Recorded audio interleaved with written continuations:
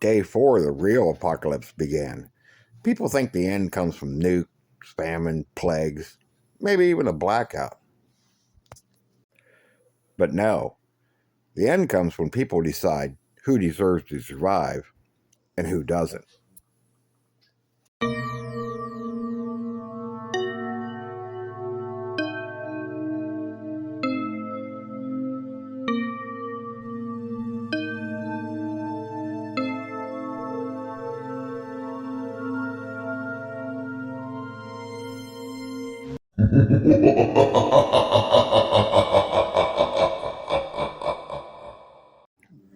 By day 4, the old rules were dead, not because the government disappeared, but because trust did.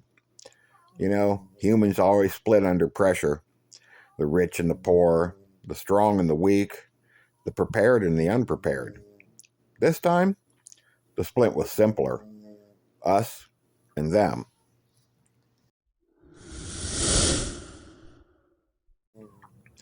One side believed in banding together, the other believed in taking everything that's not nailed down. And most people, well, they just prayed they picked the right side.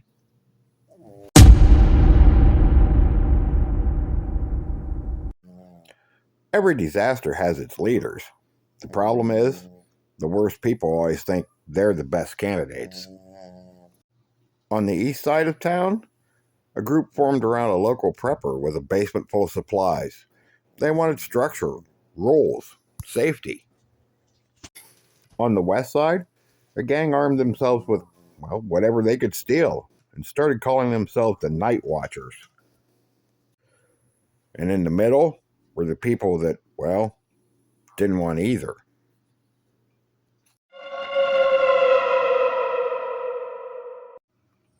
Food was no longer a necessity, it was a weapon. And water, well, water was a religion.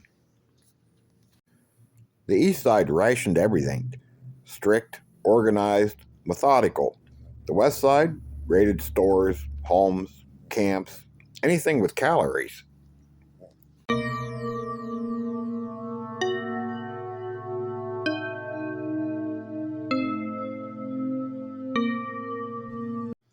Both sides believed they were right.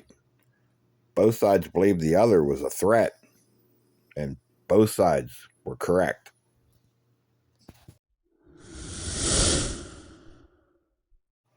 The divide didn't become permanent peacefully. It started with a gunshot. No one knows who fired it, but everyone knows what it changed.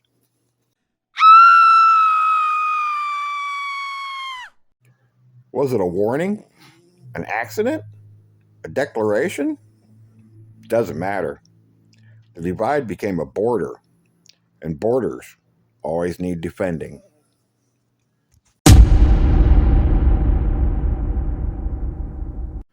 By sunrise, both sides built checkpoints, not with military precision, but with scrap wood, old tires, and fear.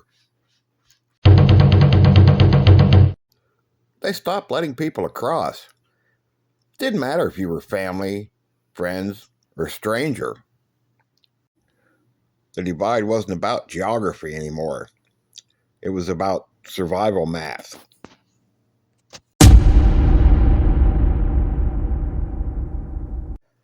In every conflict, there's the forgotten, the unlucky, the unwanted, the ones who are froze between two sides and realize they belong to neither.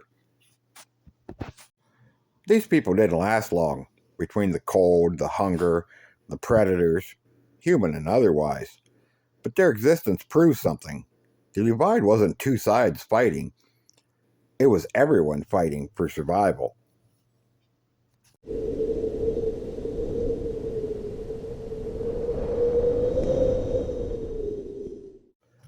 Here's the part no one wants to admit: neither side was the real problem. The real danger was coming from outside the town altogether. Day 4 was the day the town split in two. Day 5, the day something new enters the picture. Something organized, something equipped, and something that sees both sides as the same.